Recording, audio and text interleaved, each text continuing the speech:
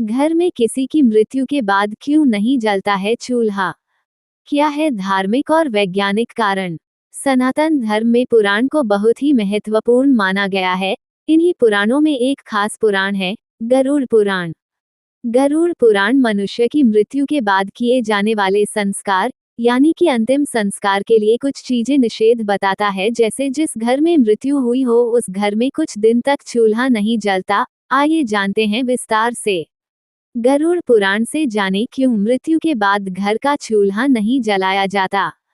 हिंदू धर्म में मनुष्य के लिए 16 संस्कार बताए गए हैं। इन्हीं संस्कारों में एक संस्कार मृत्यु के बाद किया जाने वाला संस्कार है, जिसको अंतिम संस्कार कहा जाता है, जिसका वर्णन गरुड़ पुराण में किया गया है। पक्षी राज गरुड़ ने भगवान विष्णु से जीवन के कुछ विषयों के बारे में सवाल पूछे थे। इन्हीं सवालों के जवाब गरुड़ पुराण में दिए गए हैं। मृत्यु के बाद किए जाने वाले संस्कार यानी कि अंतिम संस्कार के लिए गरुड़ पुराण में कुछ विशेष नियम बताए गए हैं, जिनमें से एक है जिस घर में मृत्यु हुई हो उस घर में 13 दिनों तक यानी कि 13वीं तक चूल्हा नहीं जलाना चाहिए।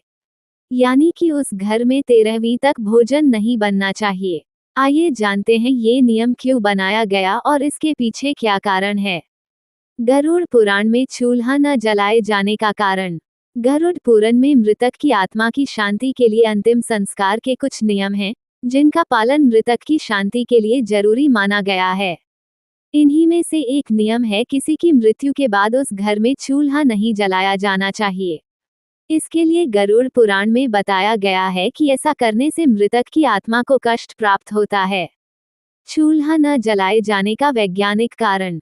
मृत्यु के बाद घर में चूल्हा न जलाए जाने के पीछे का वैज्ञानिक कारण ये बताया जाता है कि मृत्यु के बाद शरीर में उल्टी क्रिया होनी शुरू हो जाती हैं, जिसमें हमारे शरीर के अंदर के जीवाणु शरीर को ही खाने लगते हैं। इससे बहुत अधिक मात्रा में कई तरह के जीवाणु उत्पन्न होने लगते हैं, जिनसे घर के लोगों को संक्रमण का खतरा रहता है। भोजन के द्वारा ये जीवाणु घर के लोगों को भी संक्रमित कर बीमार कर सकते हैं। इसलिए मृत्यु के बाद घर में चूल्हा नहीं जलाया जाता है। गरुड़ पुराण का पाठ क्यों किया जाता है? गरुड़ पुराण में मनुष्य के जीवन के लिए गर्भ संस्कार से लेकर अंतिम संस्कार तक 16 संस्कार बताए गए हैं, जिनमें 16वां संस्कार अंतिम संस्कार बताया गया है। गरुड़ पुराण में मनुष्य की मृत्यु के बाद आत्मा की आगे की यात्रा के बारे में भी बताता है। इसलिए किसी की मृत्यु हो जाने पर गरुड़ पुराण का पाठ किया जाता है। बिल्ली को लेकर बहुत सारे मिथक और अंधविश्वास भी हैं। इसलिए आमतौर पर लोग बिल्ली को शुभ नहीं मानते हैं। कुछ लोग बिल्ली को काली शक्ति का प्रतीक मानते हैं। बिल्ली को नकारात्मक ऊर्जा का स्रोत भी कहा जाता है। धर्म शास्त्रों में भी बिल्ली के घर पर आने से जुड़े शुभ अशुभ संकेतों के बारे में बताया गया है। अगर आपके घर पर अचानक से काली बिल्ली आने लगे तो इसे बहुत अशुभ माना जाता है। काली बिल्ली के घर पर आने के साथ ही काली बिल्ली का रास्ता काटना, काली बिल्ली का आपसे टकरा जाना, काली बिल्ली का आप पर हमला करना आदि जीवन में आने वाले संकट का प्रतीक है। घर पर काली बिल्ली का आना नकारात्मक शक्तियों के होने का भी संकेत देता है। वहीं अगर आपके घर पर अचानक से सफेद रंग की बिल्ली आ जाए तो इसे बहुत शुभ माना गया है। सफेद बिल्ली को शुभता का प्रतीक माना गया है। माना जाता है कि सफेद बिल्ली अपने साथ शुभ संदेश लेकर आती है। वहीं सफेद रंग की बिल्ली के घर पर आगमन से नकारात्मक ऊर्जाएं भी दूर हो जाती है। यात्रा में या कहीं जाते हुए किसी भी ओर से यदि बिल्ली रास्ता काट दे तो अशुभ होता है। किसी सोते हुए व्यक्ति पर बिल्ली गिर पड़े तो बहुत अपशकुन होता है। बिल्ली किसी के पैर सूंघे तो अशुभ होता है। कोई व्यक्ति कहीं जा रहा हो और बिल्ली उसे सड़क के बाईं ओर दिखाई दे तो इसे शुभ माना जाता है। कोई व्यक्ति किसी गांव, नगर या मकान में प्रवेश कर रहा हो और बिल्ली उसके दाईं ओर से बाहर आ रही हो तो शुभ माना जाता है।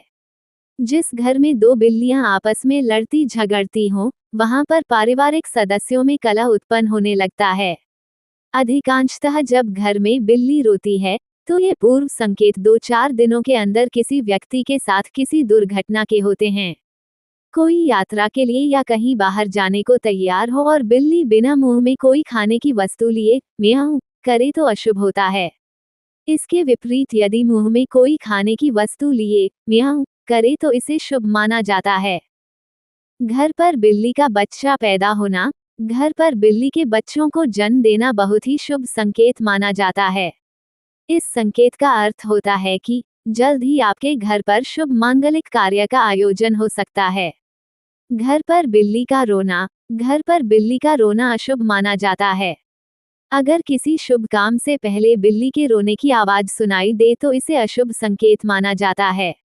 अगर लगातार कई दिनों तक बिल्ली के रोने की आवाजें आ रही है तो यह आने वाली किसी बड़े संकट का संकेत है।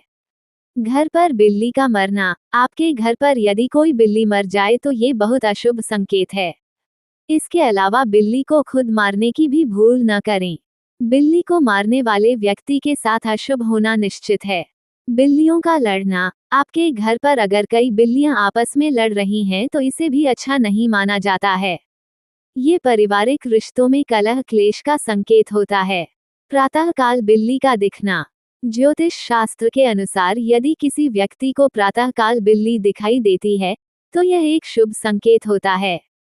बिल्ली का सुबह सुबह दिखाई देना आपके घर में किसी मेहमान के आने का संकेत माना जाता है, या फिर आप अपने किसी पुराने दोस्त से मिल सकते हैं। उपाय: जब कभी भी आप किसी महत्वपूर्ण कार्य के लिए जा रहे हों और उस समय बिल्ली रास्ता काट दे तो